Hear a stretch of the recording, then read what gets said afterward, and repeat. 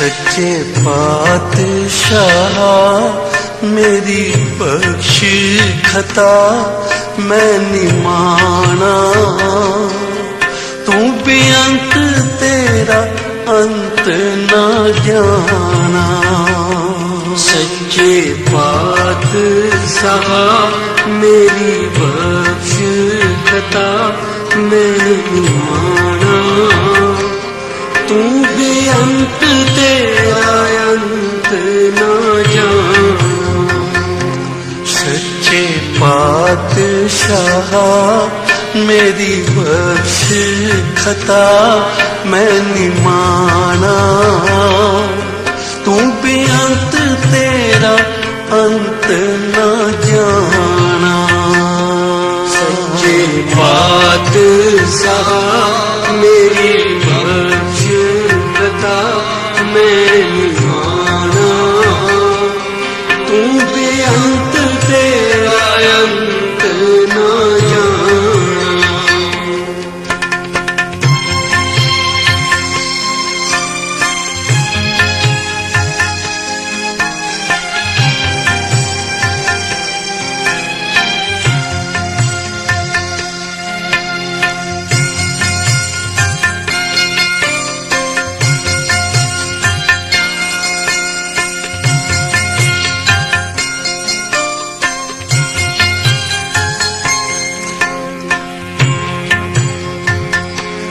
दीन छोड़ दुनी संग लागा, तेरा नाम ना जपिया मैं अभागा।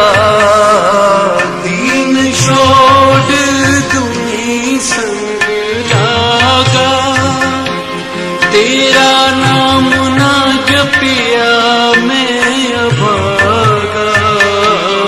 दीन छोड़ दुनी संग लागा, तेरा नाम ना जपिया मैं अभागा।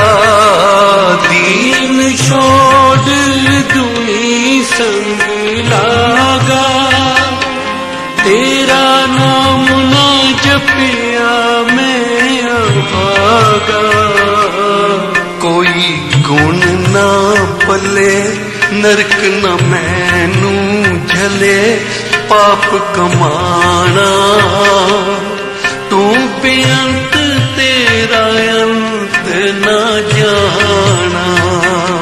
सच्चे पातशाह मेरी बख्श खता मैं निमाना, तू बेअंत तेरा अंत ना जाना।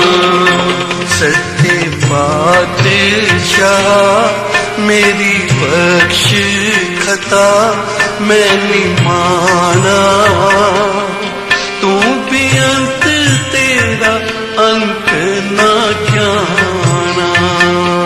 सच्चे पातशाह मेरी बख्श खता मैं निमाना, तू बेअंत तेरा अंत ना जाना।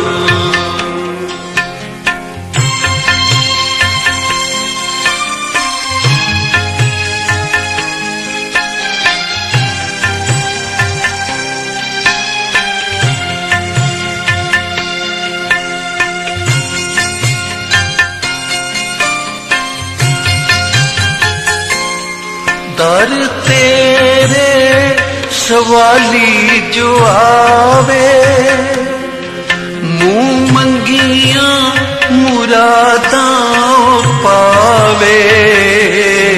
दर तेरे सवाली जो आवे, मुँह मंगिया मुरादां पावे। दर तेरे सवाली जो आवे, मुँह मंगिया मुरादां पावे।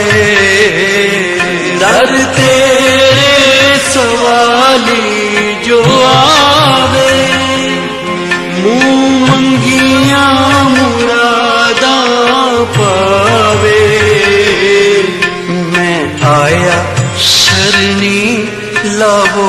अपनी चरनी बिरद पछाना, तू बेअंत तेरा अंत न जाना।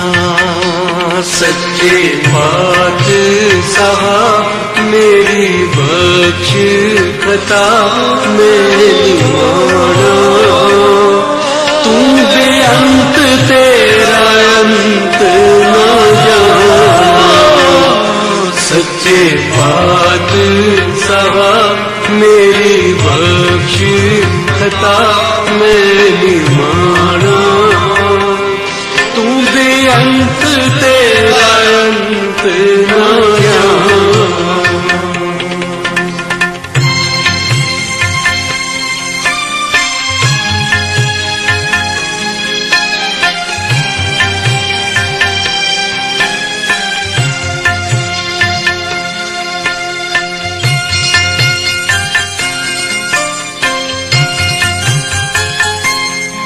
एक साखी सुनाया करदे सन बाबा जी के एक वड्डी शिला ते बैठ के तपस्वी ने 100 वर्ष सिमरन कीता, बंदगी कीती।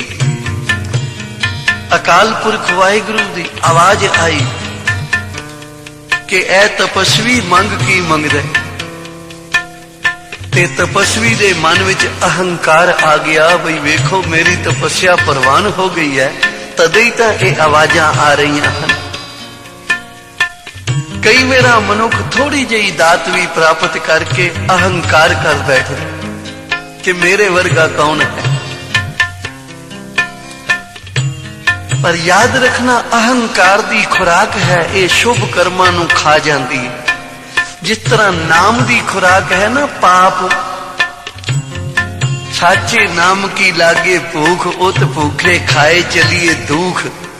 परमेश्वर दे सिमरन दी खुराक है, ये पापां नूं खा जांदा है। जिथों तक कीर्तन दी आवाज चली जाती है, पापां नूं साड़ी तोरी चलती जाती है। इसे तरह अहंकार मन विच आ गया, ये शुभ कर्मां नूं खा जांदा। मन विच अहंकार आ गया तपस्वी दे, बई मैं 100 वर्ष तप कीता है, तदे तां ये आवाजां आ रही हैं कि मंग की मंगदा। तां कहन लगा जी मैनू मेरी तपस्या दा फल दिता जाए। तां निरंकार ने आख्या कि तपस्या दा फल चाहिए जां बख्शिश चाहिए है, सोच ले। पर अहंकार दा पर्दा आ गया ते दोबारा भी आख्या महाराज मैनू मेरी तपस्या दा ही फल दिता जाए। जदों तीसरी वेरा भी यहो कुछ मंगया ना, तो जिस शिला ते बैठ के तपस्वी ने तप कीता सी ना, वो शिला स्वरूप धारण करके सामने आन खड़ोती। हे निरंकार, हे वाहिगुरु, क्योंकि हुण ये हिसाब किताब विच पै गया। तपस्वी हिसाब किताब विच हुण पै गया, ते हिसाब तां कख दा भी हुंदा है। ते बख्शीश मालिक लख दी भी कर देवे ना, ओदा कोई हिसाब नहीं होता। उच्चारण करो श्री वाहिगुरु। इसलिए हुण ये हिसाब किताब विच पै गया। इस नूं कहो पहला मेरा हिसाब चुका देवे, फिर इनू इहदी तपस्या दा फल दे दिओ। क्योंकि 100 वर्ष ये मेरे ऊपर बैठा है, हुण 100 वर्ष मैनू अपने सिर ते रख के बैठे, पहला मेरा हिसाब चुकावे, फिर इसनों इसकी तपस्या का फल दे देना।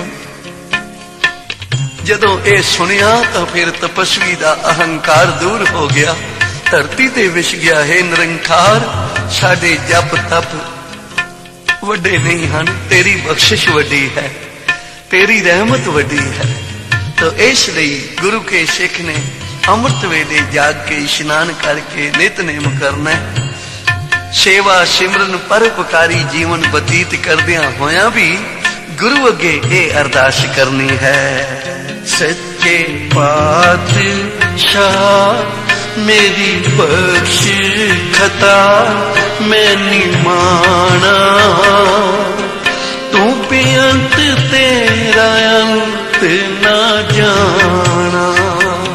सच्चे पातशाह मेरी बख्श खता मैनू माना तू बेअंत तेरा अंत ना जाना सच्चे पातशाह मेरी बख्श खता मैनू माना तू बेअंत तेरा अंत ना जाना सच्चे पातशाह मेरी बख्श खता मैनू माना तू बेअंत तेरा